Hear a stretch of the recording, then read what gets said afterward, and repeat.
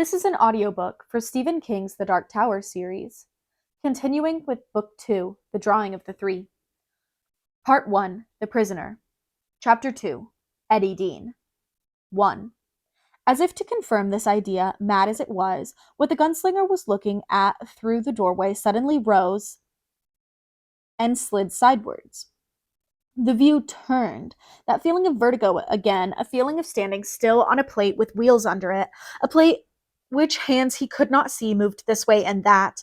And then the aisle was flowing past the edges of the doorway. He passed a place where several women, all dressed in the same red uniforms, stood. This was a place of steel things, and he would have liked to make the moving view stop, in spite of his pain and exhaustion, so he could see what the steel things were, machines of some sort.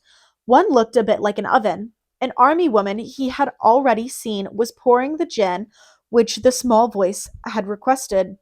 The bottle she poured from was very small. It was glass. The vessel she was pouring it into looked like glass, but the gunslinger didn't think it actually was.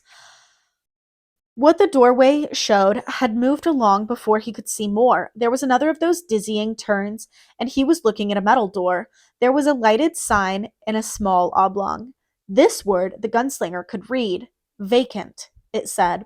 The view slid down a little. A hand entered it from the right of the door the gunslinger was looking through and grasped the knob of the door the gunslinger was looking at. He saw the cuff of a blue shirt, slightly pulled back to reveal crisp curls of black hair, long fingers, a ring on one of them, with a jewel set into it that might have been a ruby or a fire dim or a piece of trumpery trash. The gunslinger rather thought it was the last. It was too big and vulgar to be real. The metal door swung open, and the gunslinger was looking into the strangest privy he had ever seen. It was all metal. The edges of the metal door flowed past the edges of the door on the beach. The gunslinger heard the sound of it being closed and latched. He was spared another of those giddy spins, so he supposed the man through whose eyes he was watching must have reached behind himself to lock himself in. Then the view did turn, not all the way around, but half, and he was looking into a mirror, seeing the face he had seen once before, on a tarot card. The same dark eyes and spill of dark hair. The face was calm but pale, and in the eyes through which he saw now reflected back at him, Roland saw some of the dread and horror of that baboon-ridden creature on the tarot card. The man was shaking. He's sick, too. Then he remembered Nort, the weed-eater in Tull. He thought of the oracle. A demon has infested him. The gunslinger suddenly thought he might know what heroin was after all. Something like the devil grass. A trifle upsetting, isn't he? Without thought, with the simple resolve that had made him the last of them all, the last to continue marching on and on long after Cuthbert and the others had died or given up, committed suicide or treachery, or simply recanted the whole idea of the tower, with a single-minded and incurious resolve that had driven him across the desert and all the years before the desert in the wake of the man in black, the gunslinger stepped through the doorway. 2. Eddie ordered a gin and tonic. Maybe not such a good idea to be going into New York Customs drunk, and he knew once he got started, he would just keep on going, but he had to have something. When you gotta get down and you can't find the elevator, Henry had told him once, you gotta do it in any way you can, even if it's only with a shovel. Then, after he'd given his order and the stewardess had left, he started to feel like he was maybe going to vomit. Not for sure going to vomit, only maybe, but it was better to be safe. Going through customs with a pound of pure cocaine under each armpit with gin on your breath was not so good. Going through customs that way with puke drying on your pants would be a disaster. So, better to be safe. The feeling would probably pass. It usually did, but better to be safe. Trouble was, he was going cool turkey. Cool, not cold. More words of wisdom from that great sage and eminent junkie, Henry Dean. They had been sitting on the penthouse balcony of the Regency Tower, not quite on the nod, but edging toward it. The sun warm on their faces, done up so good, back in the good old days when Eddie had just started to snort the stuff and Henry himself had yet to pick up his first needle. Everybody talks about going cold turkey, Henry had said, but before you get there, you gotta go cool turkey. And Eddie, stoned out of his mind, had cackled madly because he knew exactly what Henry was talking about. Henry, however, had not so much as cracked a smile. In some ways, cool turkey's worse than cold turkey, Henry said. At least when you make it to cold turkey, you know you're gonna puke, you know you're gonna shake, you know you're gonna sweat until it feels like you're drowning in it. Cool turkey is like the curse of expectation. Eddie remembered asking Henry what you call it when a needle freak, which in those dim, dead days, which must have been all of 16 months ago, they had both solemnly assured themselves they would never become. Got a hot shot. You call that baked turkey, Henry had replied promptly, and then had looked surprised, the way a person does when he said something that turned out to be a lot funnier than he actually thought it would be. And they looked at each other. And then they were both howling with laughter and clutching each other. Baked turkey. Pretty funny. Not so funny now. Eddie walked up the aisle past the galley to the head, checked the sign, vacant, and opened the door. Hey, Henry, oh great sage and eminent junkie big brother, while we're on the subject of our feathered friends, you want to hear my definition of cooked goose? That's when the customs guy at Kennedy decides there's something a little funny about the way you look. Or it's one of those days when they got the dogs with the PhD noses out there instead of at Port Authority and they all start to bark and pee all over the floor and it's you. They're all just about strangling themselves on their choke chains trying to get to. And after the customs guys toss all your luggage, they'd take you into a little room and ask you if you'd mind taking off your shirt, and you say, yeah, I sure would. I'd mind like hell. I picked up a little cold down in the Bahamas with the air conditioning in here is real high, and I'm afraid it might turn into pneumonia. And they say, oh, is that so? Do you always sweat like that when the air conditioning's too high, Mr. Dean? You do? Well, excuse us all to hell. Now do it. And you do it, and they say maybe you better take off the t-shirt too because you look like maybe you got some kind of a medical problem, buddy. Those bulges under your pits look like maybe they could be some kind of lymphatic tumors or something, and you don't even bother to say anything else. It's like a center fielder who doesn't even bother to chase the ball when it's hit a certain way. He just turns around and watches it go and to the upper deck because when it's gone, it's gone. So you take off the t-shirt and hey, looky here, you're some kind of lucky kid. Those aren't tumors unless they're what you might call tumors on the corpus of society. Yuck, yuck, yuck. Those things look more like a couple of baggies held there with scotch strapping tape. And by the way, don't worry about that smell, son. That's just goose. It's cooked. He reached behind him and pulled the locking knob. The lights in the head brightened. The sound of the motors was a soft drone. He turned toward the mirror, wanting to see how bad he looked, and suddenly a terrible, pervasive feeling swept over him, a feeling of being watched. Hey, come on, quit it, he thought uneasily. You're supposed to be the most unparanoid guy in the world. That's why they sent you. That's why. But it suddenly seemed those were not his own eyes in the mirror, not Eddie Dean's hazel, almost green eyes that had melted so many hearts and allowed him to part so many pretty sets of legs during the last third of his 21 years. Not his eyes, but those of a stranger. Not hazel, but a blue the color of fading Levi's. Eyes that were chilly, precise, unexpected marvels of calibration. Bombardier's eyes. Reflected in them, he clearly saw, a seagull swooping down over a breaking wave and snatching something from it. He had time to think, what in God's name is this shit? And then he knew it wasn't going to pass. He was going to throw up after all. In the half second before he did, in the half second he went on looking in the mirror, he saw those blue eyes disappear. But before that happened, there was suddenly the feeling of being two people, of being possessed, like the little girl in The Exorcist. Clearly, he felt a new mind inside his own mind and heard a thought, not as his own thought, but more like a voice from a radio. I've come through. I'm in the sky carriage. There was something else, but Eddie didn't hear it. He was too busy throwing up into the basin as quietly as he could. When he was done, before he had even wiped his mouth, something happened which had never happened to him before. For one frightening moment, there was nothing, only a blank interval, as if a single line in a column of newsprint had been neatly and completely inked out. What is this? Eddie thought helplessly. What the hell is this? Then he had to throw up again, and maybe that was just as well. Whatever you might say against it, the regurgitation had at least this much in its favor. As long as you were doing it, you couldn't think of anything else. 3. I've come through. I'm in the sky carriage, the gunslinger thought, and a second later, he sees me in the mirror. Roland pulled back, did not leave but pulled back, like a child retreating to the furthest corner of a very long room. He was inside the sky carriage. He was also inside a man who was not himself, inside the prisoner. In that first moment, when he had been close to the front, it was the only way he could describe it. He had been more than inside. He had almost been the man. He felt the man's illness, whatever it was, and sensed that the man was about to retch. Roland understood that if he needed to, he could take control of this man's body. He would suffer his pains, would be ridden by whatever demon ape rode him, but if he needed to, he could. Or he could stay back here, unnoticed.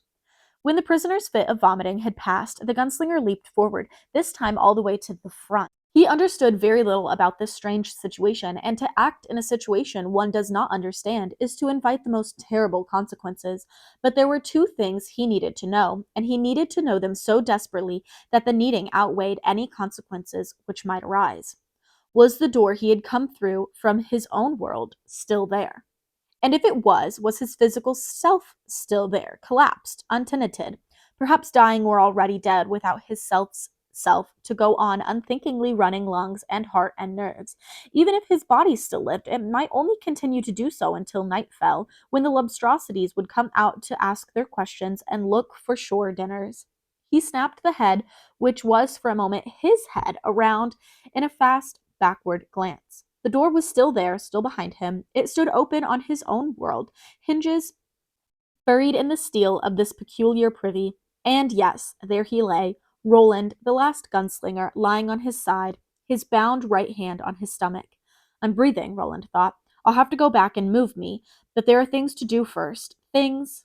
He let go of the prisoner's mind and retreated, watching, waiting to see if the prisoner knew he was there or not. 4. After the vomiting stopped, Eddie remained bent over the basin, eyes tightly closed. Blinked there for a second. Don't know what it was. Did I look around? He groped for the faucet and ran cool water. Eyes still closed, he splashed it over his cheeks and brow. When it could be avoided no longer, he looked up into the mirror again. His own eyes looked back at him. There were no alien voices in his head, no feeling of being watched. You had a momentary fugue, Eddie, the great sage and eminent junkie advised, a not uncommon phenomenon in one who's going cool turkey.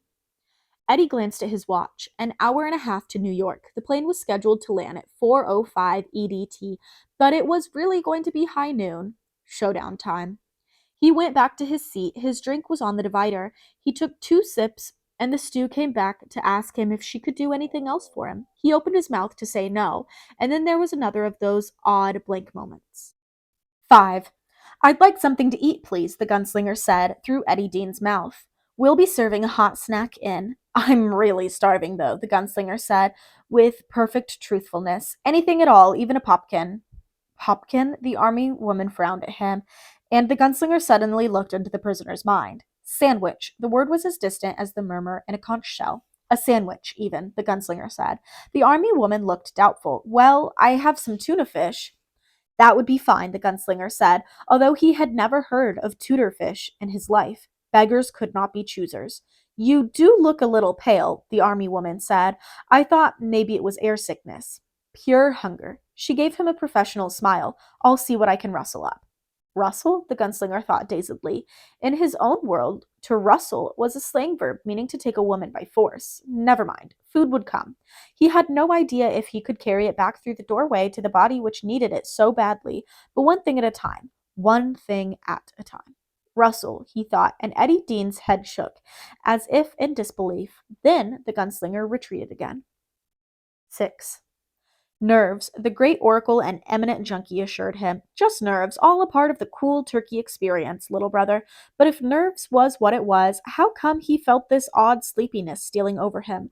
Odd because he should have been itchy, ditzy, feeling that urge to squirm and scratch that came before the actual shakes, even if he had not been in Henry's cool turkey state. There was the fact that he was about to attempt bringing 2 pounds of coke through U.S. Customs, a felony punishable by not less than 10 years in federal prison, and he seemed to suddenly be having blackouts as well. Still, that feeling of sleepiness. He sipped his drink again, then let his eyes slip shut. Why'd you black out? I didn't, or she'd be running for all the emergency gear they carry. Blanked out then. It's no good either way. You never blanked out like that before in your life. Nodded out, yeah, but never blanked out. Something odd about his right hand, too. It seemed to throb vaguely, as if he had pounded it with a hammer. He flexed it without opening his eyes. No ache, no throb, no blue bombardier's eyes. As for the blankouts, they were just a combination of going cool turkey and a good case of what the great oracle and eminent etc. would no doubt call the smuggler's blues. But I'm going to sleep just the same, he thought. How about that?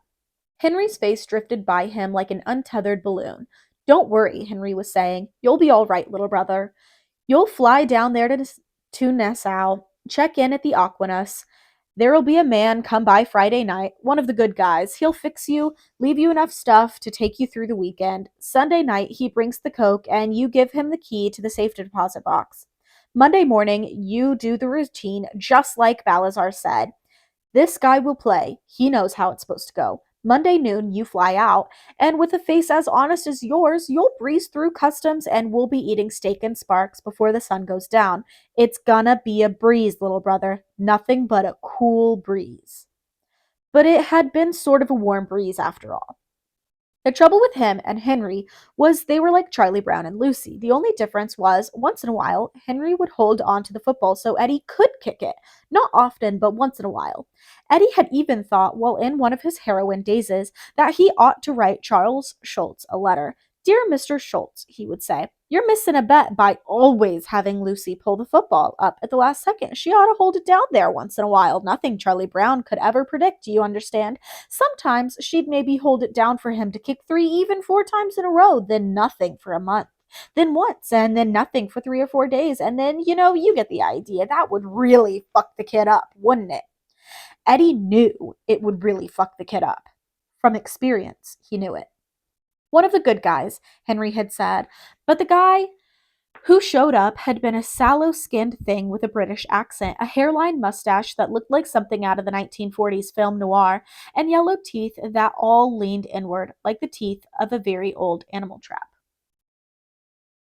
You have the key, senor? He asked, except in that British public school accent came out sounding like what you call your last year of high school. The key's safe, Eddie said, if that's what you mean. Then give it to me. That's not the way it goes. You're supposed to have something to take me through the weekend. Sunday night, you're supposed to bring me something. I give you the key. Monday, you go into town and use it to get something else. I don't know what, because that's not my business. Suddenly, there was a small, flat blue automatic in the sallow-skinned thing's hand. Why don't you just give it to me, senor? I'll save time and effort. You will save your life. There was deep steel in Eddie Dean. Junkie or no junkie, Henry knew it. More important, Balazar knew it. That was why he had been sent. Most of them thought he had gone because he was hooked through the bag and back again. He knew it. Henry knew it. Balazar too. But only he and Henry knew he would have gone even if he was as straight as a stake. For Henry, Balazar hadn't got quite that far in his figuring, but fuck Balazar. Why don't you just put that thing away, you little scuzz? Eddie said. Or do you maybe want Balazar to send someone down here and cut your eyes out of your head with a rusty knife? The sallow thing smiled. The gun was gone like magic. In its place was a small envelope. He handed it to Eddie. Just a little joke, If you say so. I see you Sunday night. He turned toward the door. I think you better wait. The sallow thing turned back, eyebrows raised. You think I won't go if I want to? I think if you go and this is bad shit, I'll be gone tomorrow and then you'll be in deep shit. The sallow thing turned sulky. It sat in the room's single easy chair while Eddie opened the envelope and spilled out a small quantity of brown stuff. It looked evil. He looked at the sallow thing. I know how it looks. It looks like shit, but that's just the cut, the sallow thing said. It's fine. Eddie tore a sheet of paper from the notepad on the desk and separated a small amount of the brown powder from the pile. He fingered it and then rubbed it on the roof of his mouth. A second later, he spat into the wastebasket. You want to die? Is that it? You got a death wish? That's all there is. The sallow thing looked more sulky than ever. I have a reservation out tomorrow, Eddie said. This was a lie, but he didn't believe the sallow thing had the resources to check it. TWA, I did it on my own, just in case the contact happened to be a fuck-up like you. I don't mind. It'll be a relief, actually. I wasn't cut out for this sort of work. The sallow thing sat and cogitated. Eddie sat and concentrated on not moving. He felt like moving. felt like slipping and sliding, bipping and bopping, shucking and jiving, scratching his scratches and cracking his crackers. He even felt his eyes wanting to slide back to the pile of brown powder, although he knew it was poison. He had fixed at 10 that morning. The same number of hours had gone by since then. But if he did any of those things, the situation would change. The sallow thing was doing more than cogitating. It was watching him, trying to calculate the depth of him. I might be able to find something, it said at last. Why don't you try? Eddie said. But come 11, I turn out the light and put a do not disturb sign on the door, and anybody that knocks after that, I call the desk and say somebody's bothering me, send a security guy. You are a fuck, the sallow thing said in its impeccable British accent. No, Eddie said, a fuck is what you expected. I came with my legs crossed. You want to be here before 11 with something I can use. It doesn't have to be great, just something I can use, or you will be one dead scuzz. 7. The sallow thing was back long before 11. He was back by 9:30. Eddie guessed the other stuff had been in his car all along. A little more powder this time, not white, but at least a dull ivory color, which was mildly hopeful. Eddie tasted. It seemed all right, actually better than all right, pretty good. He rolled a bill and snorted. Well then, until Sunday, the sallow thing said briskly, getting to its feet. Wait, Eddie said, as if he were the one with the gun. In a way, he was. The gun was Balazar. Emilio Balazar was a high-caliber big shot in New York's wonderful world of drugs. Wait, the sallow thing turned and looked at Eddie as if he believed Eddie must be insane. For what? Well, I was actually thinking of you, Eddie said. If I get really sick from what I just put into my body, it's off. If I die, of course it's off. I was just thinking that if I only get a little sick, I might give you another chance. Like that story about how some kid rubs a lamp and gets 3 wishes. It will not make you sick. That's China White. If that's China White, Eddie said, I'm Dwight Gooden. Who? Never mind. The sallow thing sat down. Eddie sat by the motel room desk with the little pile of white powder nearby. The decon, or whatever it had been, long since gone down the John. On TV, the Braves were getting shellacked by the Mets, courtesy of WTBS and the big satellite dish on the Aquinas Hotel's roof. Eddie felt a faint sensation of calm, which seemed to come from the back of his mind, except where it was really coming from, he knew from what he had read in the medical journals, was from the bunch of living wires in the base of his spine, that place where heroin addiction takes place by causing an unnatural thickening of the nerve stem. Want to take a quick cure? He had asked Henry once. Break your spine, Henry. Your legs stop working, and so does your cock, but you stop needing the needle right away. Henry hadn't thought it was funny. In truth, Eddie hadn't thought it was that funny either. When the only fast way you could get rid of the monkey on your back was to snap your spinal cord above that bunch of nerves, you were dealing with one heavy monkey. That was no capuchin, no little organ grinder's mascot. That was a big, mean, old baboon. Eddie began to sniffle. Okay, he said at last. It'll do. You can vacate the premises, scuzz. The sallow thing got up. I have friends, he said. They could come in here and do things to you. You'd beg to tell me where that key is. Not me, champ, Eddie said. Not this kid. And smiled. He didn't know how the smile looked, but it must not have looked all that cheery because the sallow thing vacated the premises, vacated them fast, vacated them without looking back. When Eddie Dean was sure he was gone, he cooked, fixed, slept. 8. As he was sleeping now, the gunslinger somehow inside this man's mind, a man whose name he still did not know, the lowling the prisoner thought of as the sallow thing, had not known it and so had never spoken it, watched this as he had once watched the plays as a child before the world had moved on. Or so he thought he watched, because the plays were all he had ever seen. If he had ever seen a moving picture, he would have thought of that first. The things he did not actually see he had been able to pluck from the prisoner's mind because the associations were close. It was odd about the name, though. He knew the name of the prisoner's brother, but not the name of the man himself. But of course names were secret things, full of power. And neither of the things that mattered was the man's name. One was the weakness of the addiction. The other was the steel buried inside that weakness, like a good gun sinking in quicksand. This man reminded the gunslinger achingly of Cuthbert. Someone was coming. The prisoner, sleeping, did not hear. The gunslinger, not sleeping, did, and came forward again. 9. Great, Jane thought. He tells me how hungry he is, and I fix something up for him because he's a little bit cute, and then he falls asleep on me. Then the passenger, a guy of about 20, tall, wearing clean, slightly faded blue jeans and a paisley shirt, opened his eyes a little and smiled at her. Thank you, say, he said, or so it sounded, almost archaic or foreign. Sleep talk, that's all, Jane thought. You're welcome, she smiled her best stewardess smile, sure he would fall asleep again and the sandwich would still be there uneaten when it was time for the actual meal service. Well, that was what they taught you to expect, wasn't it? She went back to the galley to catch a smoke. She struck the match, lifted it halfway to her cigarette, and there it stopped, unnoticed, because that wasn't all they taught you to expect. I thought he was a little bit cute, mostly because of his eyes, his hazel eyes. But when the man in 3A had opened his eyes a moment ago, they hadn't been hazel. They had been blue.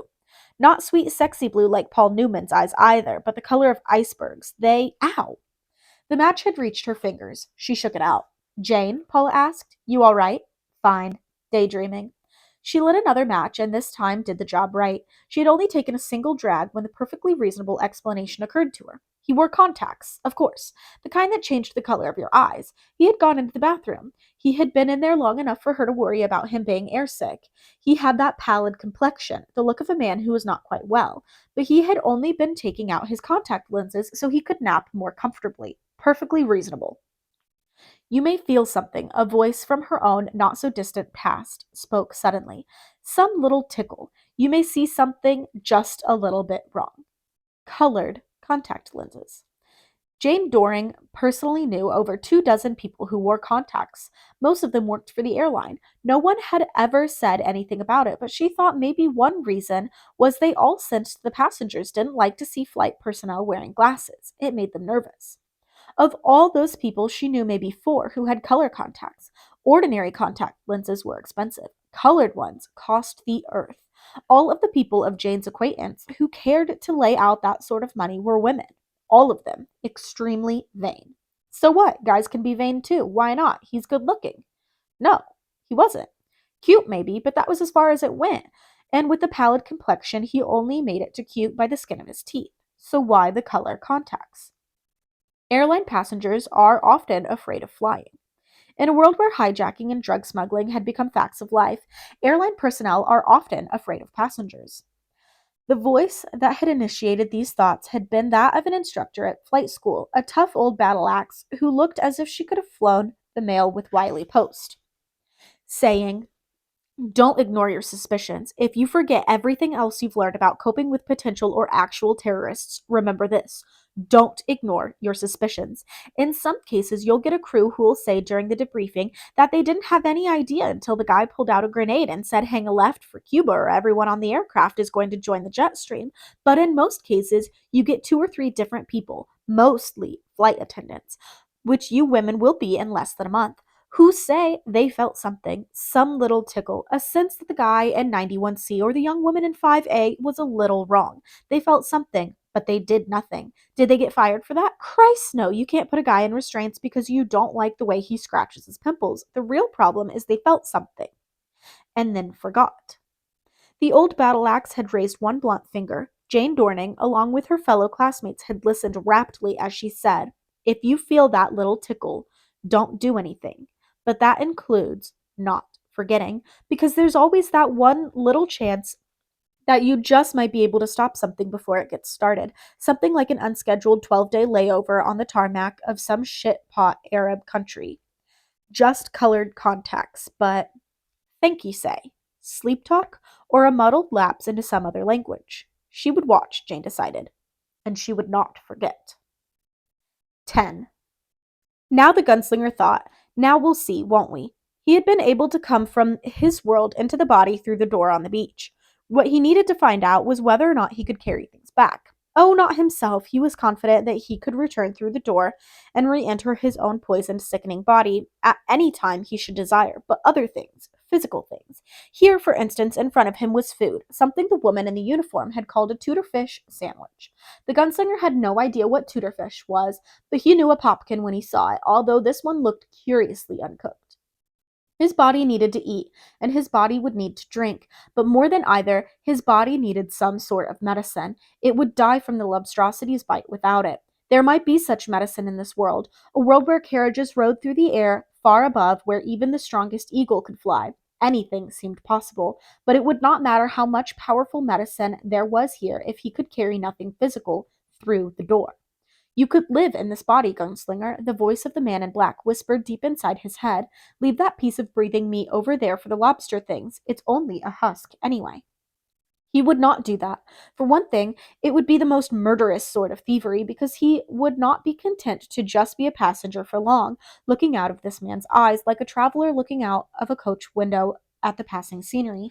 For another, he was Roland. If dying was required, he intended to die as Roland. He would die crawling toward the tower if that was what was required. Then the odd, harsh practicality that lived beside the romantic in his nature like a tiger with a roe reasserted itself. There was no need to think of dying with the experiment not yet made. He picked up the popkin. It had been cut in two halves. He held one in each hand. He opened the prisoner's eyes and looked out of them. No one was looking at him, although in the galley, Jane Dorning was thinking about him, and very hard. Roland turned toward the door and went through, holding the popkin halves in his hands. 11. First, he heard the grinding roar of an incoming wave. Next, he heard the argument of many seabirds arising from the closest rocks as he struggled to a sitting position. Cowardly bugglers were creeping up, he thought, and they would have been taking pecks out of me soon enough, still breathing or no. They're nothing but vultures with a coat of paint. Then he became aware that one popkin half, the one in his right hand, had tumbled to the hard gray sand because he had been holding it with his whole hand when he came through the door, and now was, or had been, holding it in a hand which had suffered a 40% reduction. He picked it up clumsily, pinching it between his thumb and ring finger, brushed as much of the sand from it as he could, and took a tentative bite. A moment later, he was wolfing it, not noticing a few bits of sand which ground between his teeth. Seconds later, he turned his attention to the other half. It was gone in 3 bites. The gunslinger had no idea what tutorfish was, only that it was delicious. That seemed enough. 12. In the plane, no one saw the tuna sandwich disappear. No one saw Eddie Dean's hands grasp the two halves of it tightly enough to make deep thumb indentations in the white bread. No one saw the sandwich fade to transparency, then disappear, leaving only a few crumbs. About 20 seconds after this had happened, Jane Dorning snuffed her cigarette and crossed the head of the cabin. She got her book from her tote bag, but what she was really wanting was another look at 3A. He appeared to be deeply asleep, but the sandwich was gone. Jesus, Jane thought. He didn't eat it. He swallowed it whole, and now he's asleep again? Are you kidding?